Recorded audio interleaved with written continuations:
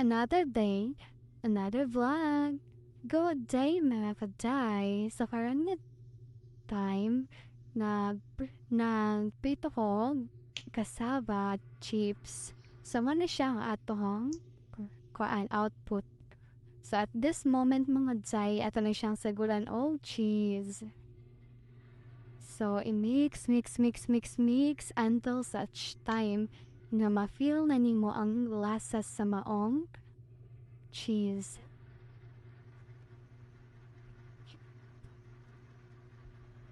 Then, mekos-mekos na din, jay, matik na jay, no, i-mekos-mekos na yan, mekos-mekos lang.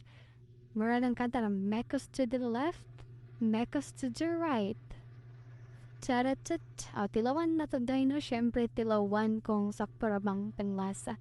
Tipod kayo na to siya para to jay, no, kay nay, uban nga gusto nga tili siya, ingon nga, parat. So, at this moment, mga kadzay, ato na siyang ibutang sa iyang packaging. So, try natin dahil natong sampulan ng atong products. Kung mupatok ba siya. So, yan. So, at this moment mga kadzay, ato na siya ibutang sa maong packaging.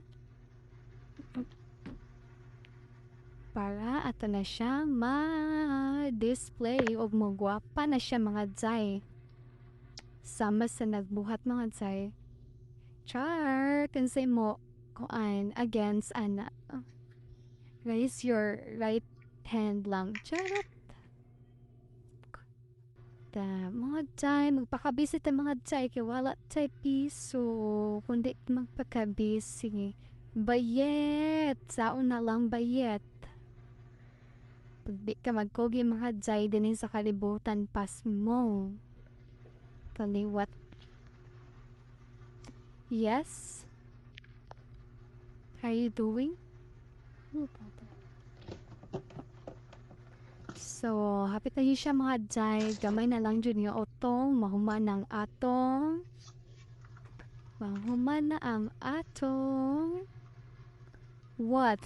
Pag-repack. Di siya lalim mga dzay no kay need jud siya effort gahay.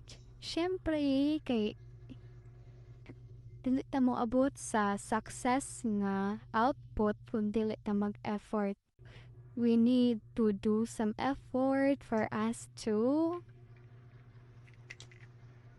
receive blessings from above.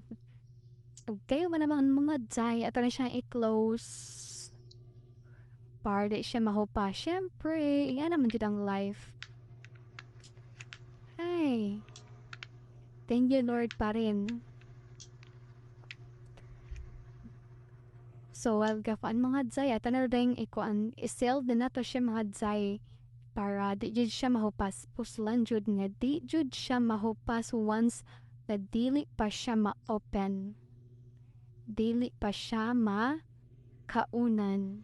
Siyempre, kung kauron yung mga dzay, ibalik ka pa new sold. Bye-bye!